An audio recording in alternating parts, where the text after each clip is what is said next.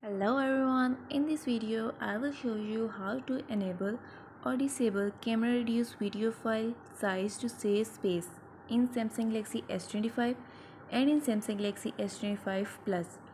Before starting this video, please subscribe for more videos and watch complete video.